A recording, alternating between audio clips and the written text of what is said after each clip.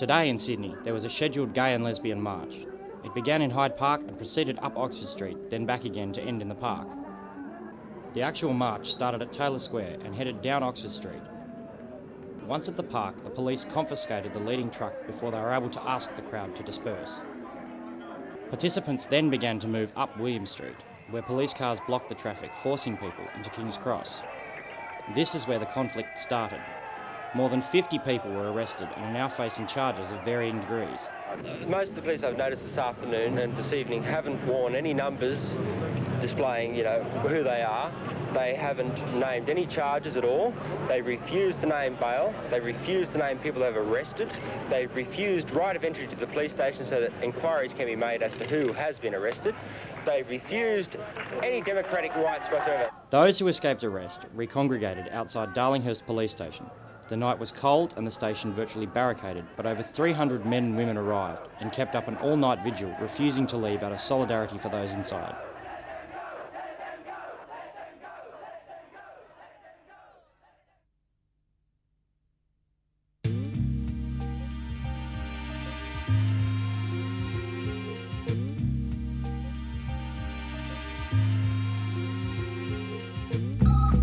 The first Sydney Gay and Lesbian Mardi Gras was held in 1978. On the last weekend in February of 1998, it celebrates the 20th anniversary. The parade is Australia's most anticipated public event, attracting over 100,000 participants and 1 million spectators. It is preceded by a festival which attracts artists from all over the world. Having metamorphosed completely over 2 decades, it is not your average street party.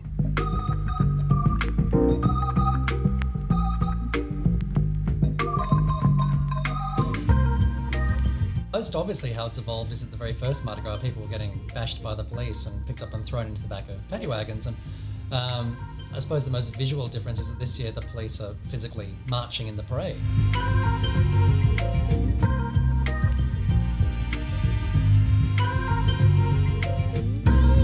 You can't open the paper without saying Mardi Gras, Mardi Gras, Mardi Gras. And you can't get into a cab without the cab driver saying, oh, Mardi Gras this and Mardi Gras that. And just all of our straight fans going, oh, Mardi Gras is so big, and they're just hearing so much about it.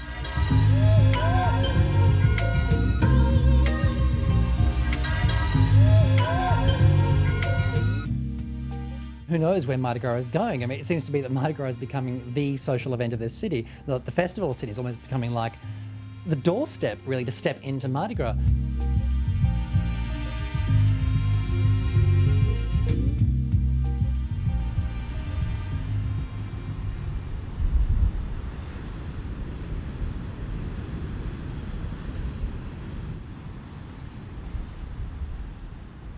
William Yang is one of Australia's most prominent and celebrated photographers. William has been photographing gay events in Sydney since 1969. As an intimate witness of a variety of subcultural gatherings, celebrations and parties, his work provides an insight to a movement that has slowly gained momentum and power in just over 2 decades. This is the first time that I photographed a Mardi Gras march. And things were beginning to change now, because it was Peter Tully who told me to come along. And he said that I had to photograph this one because it was important, because I think he was lobbying. He was wanting to change it from a political march to a fun event. And so he wore this costume here, and the next year he became the artistic convener. So his input into the event has been tremendous. It was sort of even regarded then as a sort of flimsy idea that it would never take off or something, but it did, and then it grew quite quickly. This photograph here is interesting because in 1985 was the very first beginnings of the Mardi Gras festival as we know it. What happened was that the Mardi Gras sponsored this event. I don't think they gave money, but they organised it. Rodney Thorpe from the Mardi Gras was my contact, and he organised that there were about a dozen shops or venues along Oxford Street, and they took photographic exhibitions. So it was photography that actually led the festival. The festival is a celebration of the quintessence of Sydney, the sunshine the vibrancy, the chaos, and the fun. It's a showcase of the extraordinary talents within the community, whether local, interstate, or international. This year's festival has the broadest range of international artists, from Cuba, Germany, Greece, India, Vietnam, Ireland, Italy, Mexico, New Zealand, UK and the US. To me, the golden age of the Mardi Gras was in the mid to the late 80s. Now, there was a very important event. In 1985, Fred Nile tried to ban the Mardi Gras and went very close to succeeding. And so people felt very strongly about the Mardi Gras then, and it had a political edge. But the event seemed like a great fun event, and people managed to get their messages over at the same time. Those photographs were taken in the 90s, and they're of the party after the Mardi Gras. And by the 90s, the Mardi Gras had grown up into a huge event, and there was a prize for the costume. There's a parade. Contestants walk up the ramp onto the stage, and it's like being in a football stadium in the Horden Pavilion, because there's a huge roar from the crowd as each contestant takes the stage.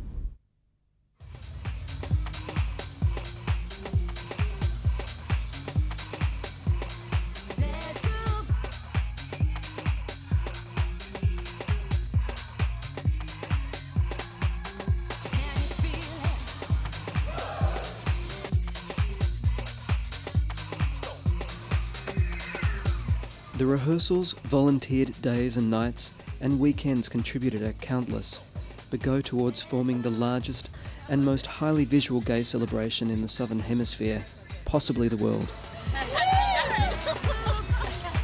Fantastic. It needs to be big. Big swings, big smiles. It's looking great. We started working and writing on the routine towards the end of January. Rehearsed for about 5 weeks, and the dancers who'd been training really hard for weeks and weeks suddenly took off to another level.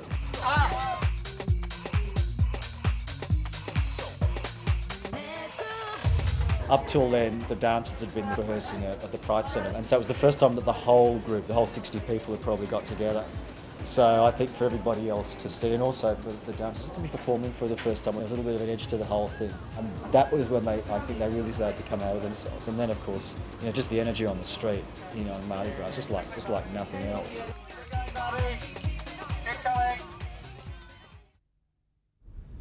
I haven't got a problem with it becoming commercial, because I think that that's important too. In fact, most people, the way that the Mardi Gras has become valid in a lot of people's minds, this is just the general community, not gay people, is the fact that it makes so much money or generates such a big tourist dollar. To me, the Mardi Gras is about visibility. It's on television, it's beamed into people's living rooms, and I think that's wonderful, because that is what's going to change people's opinions.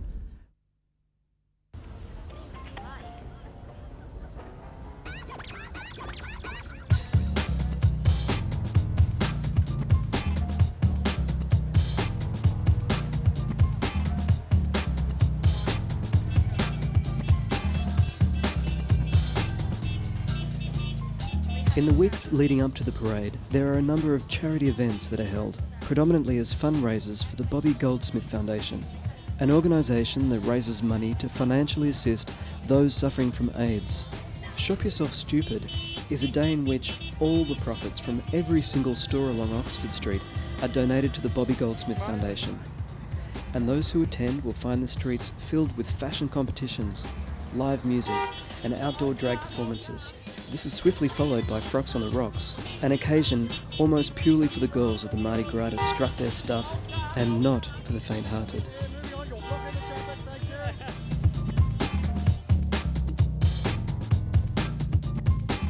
He's got a nice body.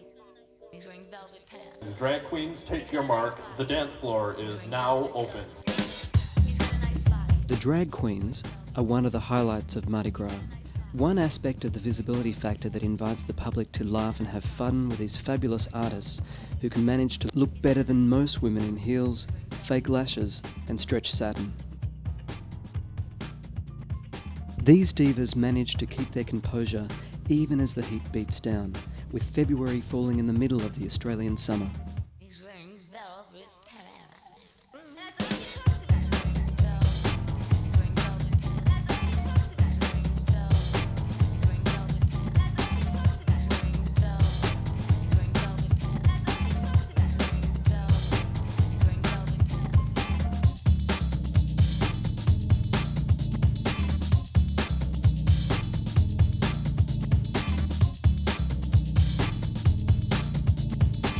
He's wearing velvet pants.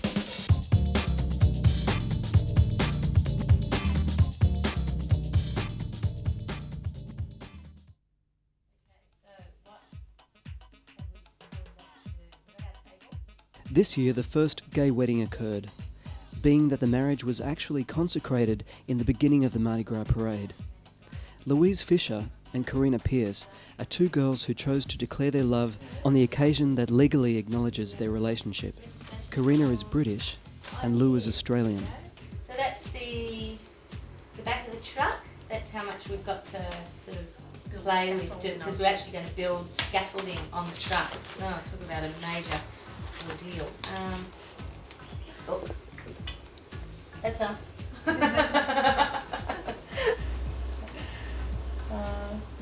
And we do have these hearts, but they're big mirrored hearts. Presents up here. And us. But this is what we originally were going to have. It's very much like that. Again, the only thing that fur, we didn't have that before. We've got the corset, trying to get as much cleavage as possible, as you can see there. We were working on that last night. Oh boy, we just can't wait to put those things on. You're gonna die when you see it.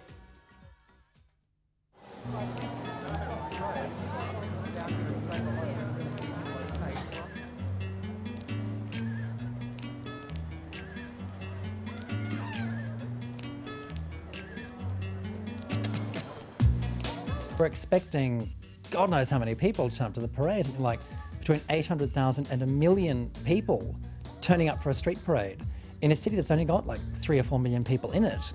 So you won't be able to move, and like the safest place to be is in the parade, not watching it. So that's always one of the reasons why you go in the parade, because you just get crushed otherwise. Next time I'll be true, yeah. Be the last romance. Reminds me, baby, of you. I took a crazy chance. We met 3 years ago, and I saw Karina sitting at the bar, and it was love at first sight. Couldn't believe it. It was just, she looked so beautiful. I was scared to approach her, but I had to, and I did. And I'm glad I did, because she actually talked to me. It was fantastic, and we got along. It was really good, and we sat there all night. And then lost each other at the end of the night? Yeah, we sat there all night talking. And I talked. that's right. I had a lot of trouble understanding. You didn't understand the word I said. No. Karina's accent was very strong, much stronger than what it is now. That's not just because you understand it now.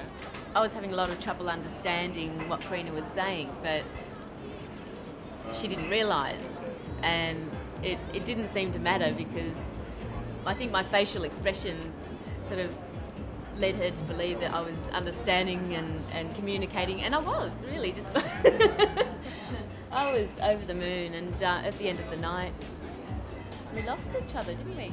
I went to Temptress. I had no idea you were going to be there. No. And you were there.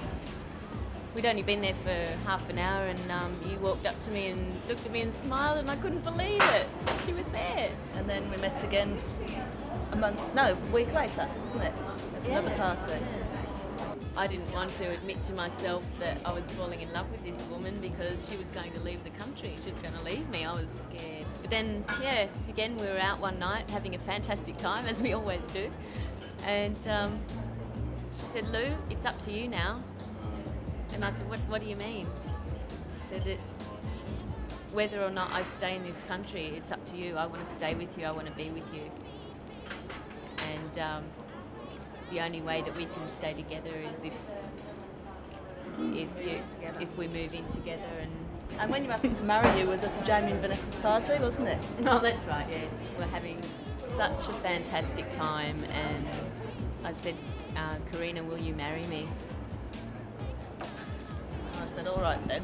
It was after a Mardi Gras, and we were out. We were having a fantastic night, and we were talking about how great it was, and we decided the best way to get married, wouldn't it be fantastic to get married in Mardi Gras on a float?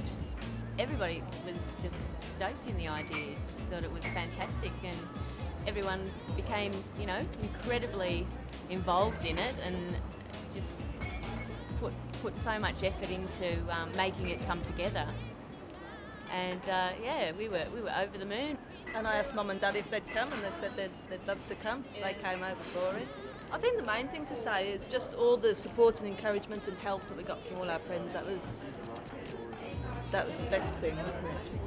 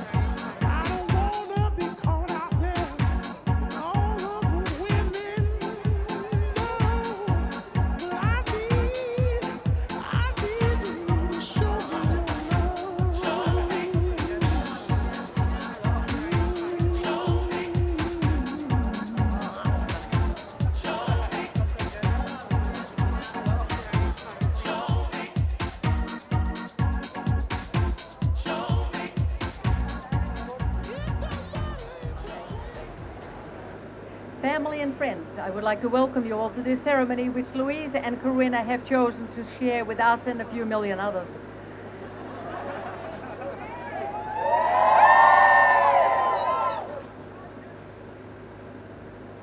This is an especially happy occasion because Corinna's parents have flown out from England to be with their daughter at this important time. I think most gay people realize it's very unusual and very special to be so well supported by family. There's more good news. Corinna has been granted Australian citizenship.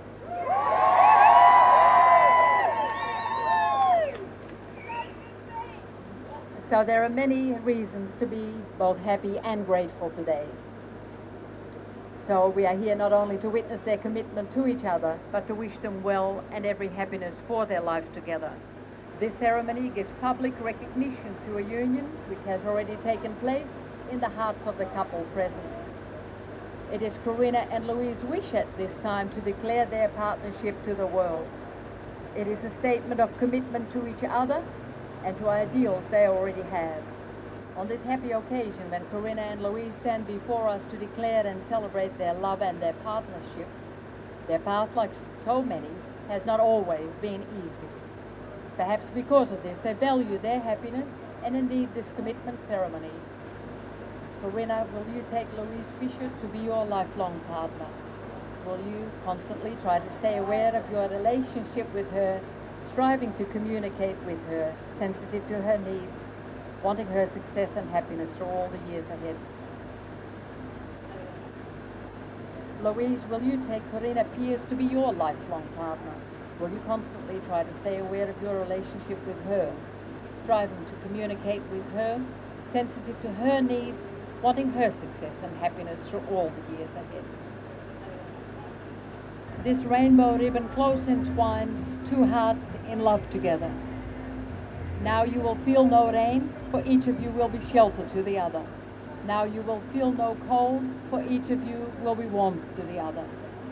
Now there is no more loneliness, for each of you will be companion to the other. Now there are two bodies, but there is only one life before you. May your days together be long upon the earth. Ladies and gentlemen, Corinna and Louise have declared before me and all of you that they wish to live together in partnership. They have made special promises to each other and have exchanged rings with one another. I therefore call upon all present here today to be fellow witnesses with me to this commitment. I declare that they have been and will remain loving partners. You may kiss each other.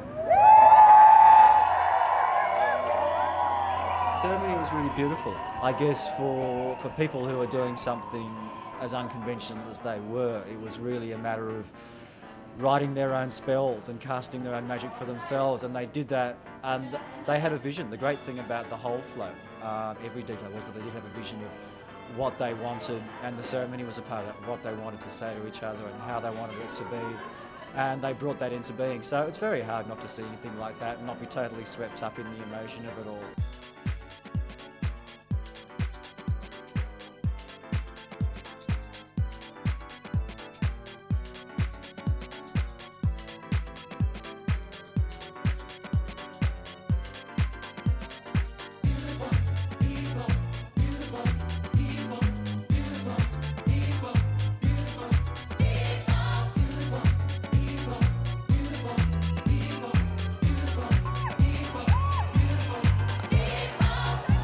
It is the most amazing sensation for me, as I suppose, as a gay man walking up Oxford Street the very first time.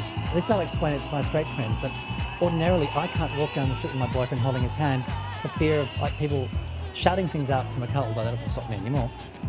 Or worse, people can be bashed or even killed for something as trivial as that. And this is the one night of the year when I'm walking up Oxford, and all the gay people are walking up Oxford Street, and there are a million people screaming and wanting more and wanting more.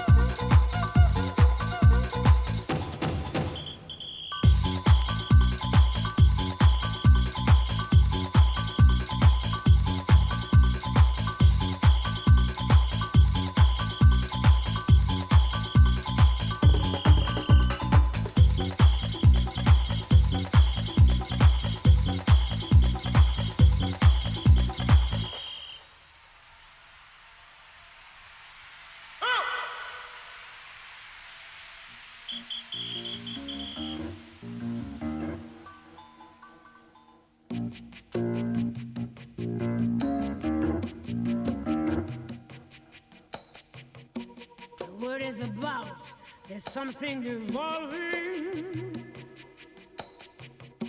Whatever may come, the world keeps revolving. They say the next big thing is here, that the revolution's near. But to me it seems quite clear that it's all just a little bit of history repeating.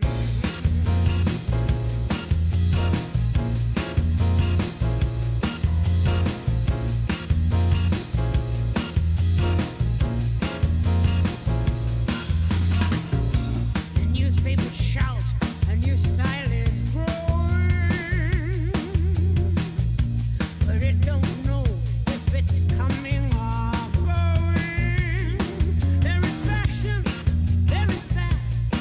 Some is good, some is bad. And the joke is rather sad, that it's all just a little bit of history repeating.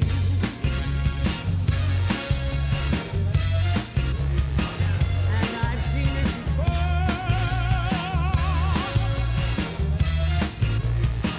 and I'll see it again. Yes, I've seen it before. Just little bits of history repeating.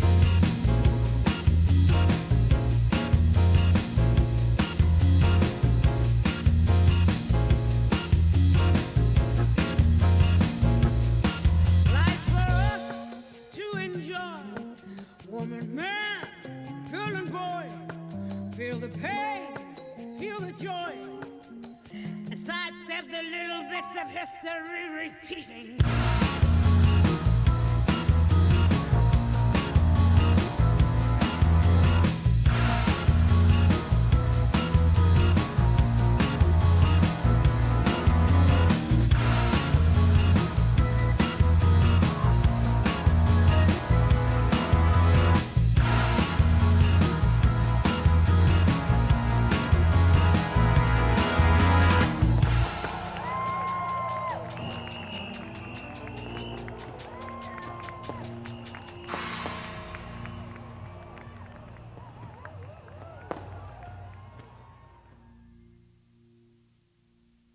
Mardi Gras is like an essential oil, a concentrate of all that binds the community together, that post-recovery is diluted by reality. What binds our community together is pride, protest, grief, and the search for security in a world that tolerates injustice and ignorance because it is easier than change in education.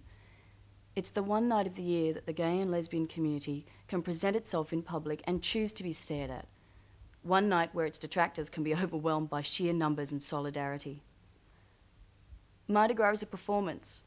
Possibly the greatest group devised piece in the world, so by definition a performance is an unreal experience. It's role-playing. Mardi Gras began as a protest march and it continues to be so. It's the most anticipated, financially successful protest on Australia's annual calendar of events. And like it or not, it's a vital element of the ongoing political and legal battles waged by the community in the real world. What the public does not see is the months of hard work and preparation, the selfless non-profit commitment. By showing this, one is then able to successfully ask questions like, what does Mardi Gras mean to you? And therefore go some way toward answering the question, what does it mean for all of us? And what does it say about us? The participants in the parade are just like you and me. They're bus drivers, teachers, parents, doctors, labourers and tradesmen, not mechanical dolls that are stored away until next year. In fact, when the performers take off their costumes, they're just like you and me,